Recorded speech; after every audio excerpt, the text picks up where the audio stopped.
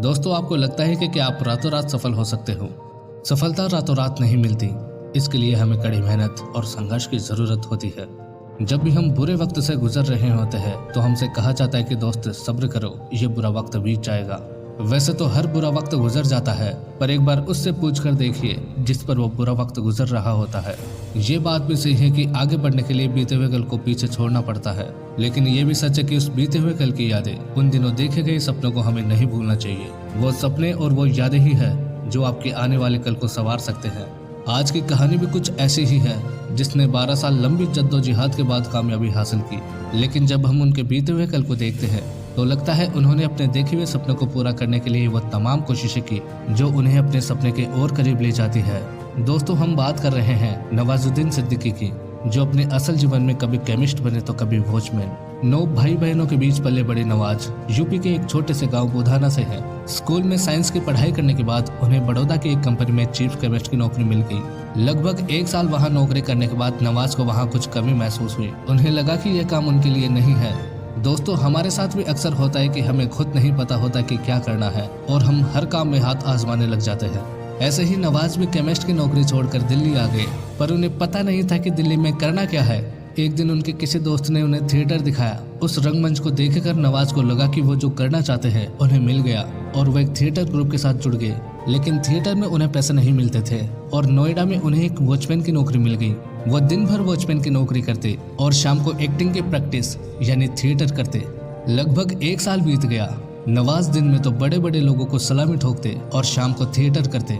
Theatre में काफी मेहनत करने के बाद उन्होंने नेशनल स्कूल ऑफ ड्रामा यानी कि एनएसडी में एडमिशन लिया। नवाज ने एनएसडी में 3 साल का कोर्स करने के बाद भी और 4 साल एनएसडी में गुजारे। काम की तलाश ने उन्हें एनएसडी से दूर नहीं जाने दिया। वो अपने बाकी रंगमंच के कलाकारों के साथ नुक्कड़ नाटक करने लगे, जिससे कुछ पैसे उन्हें मिल जाया करते थे। अब तक नवाज को यह महसूस हो गया था कि वह एक्टिंग की दुनिया का हिस्सा बन सकते हैं, लेकिन सिर्फ नुक्कड़ नाटक और थिएटर से पेट भरना थोड़ा मुश्किल था और यही पेट का सवाल उन्हें मुंबई ले गया। मुंबई में उन्होंने टीवी में हाथ आजमाया, लेकिन वहां भी उन्हें अपने रंग रूप के चलते कहीं जगह नहीं मिली। छोटा कद, सांवला चेहरा, एक हीरो की तस्वीर से कोसों दूर, और फिर मुंबई में भी निराशा ही हाथ लगी। कई साल बीत गए और अब तक नवाज को फिल्मों में एक एक सीन मिलता था और फिर पैसों के लिए वो कई फिल्मों में भीड़ का हिस्सा भी बनने लगे। इसके बाद नवाज को लगा जैसे किस्मत ने करवट ले ली हो। उन्हें साल 1999 में आमिर खान के सरफरोश में एक छोटा सा रोल मिला, लेकिन वह सरफरोश में कब आए और कब गए पता ही नहीं चला। उसके बाद मनोज वाजपेयी की शूल, राम गोपाल वर्मा की जंगल और संजय दत्त के साथ मुन्ना भाई एमबीबीएस जैसी बड़ी बड़ी फिल्मों में छोटे छोटे किरदार किए। ब्लैक फ्राइडे फिल्म के दौरान डायरेक्टर अनुराग कश्यप की नजर नवाज पर पड़ी और उन्होंने नवाज से वादा किया कि वो नवाज को लेकर एक फिल्म जरूर बनाएंगे।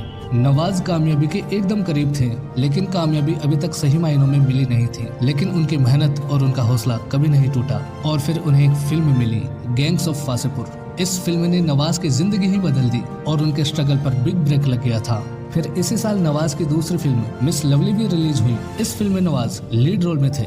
इसके बाद तिग्मांशु धूलिया की फिल्म पान सिंह तोमर ने नवाज को एक अलग पहचान दी। इसके बाद उन्होंने कई सारी फिल्में की और उनकी एक्टिंग को काफी तारीफ मिली। फिर क्या था, नवाजुद्दीन सिद्दीकी बना फैजल खान और फिर उसने कभी पीछे मुड़कर नहीं देखा। अब नवाज भीड़ का हिस्सा नहीं थे और न ही उनको किसी छोटे मोटे रोल के लिए जद्दोजहद करने की जरूरत थी। नवाज ने फिल्म इंडस्ट्री में खुद को साबित करने के लिए 14 साल लंबा सफर तय किया, जिसमें वो कई बार गिरे, कई बार टूटे, लेकिन उनके हौसले बुलंद थे और उन्हीं हौसलों ने आज उन्हें इस मुकाम पर पहुंचा दिया कि उनकी एक्टिंग का लोहा आज दुनिया मानती है। तो दोस्तों, इस कहानी में नवाज की जगह खुद को ढूंढने की कोशिश करना और कभी रुकना मत, संघर्ष करते रहना जब तक कि सफलता आपको प्राप्त ना हो जाए।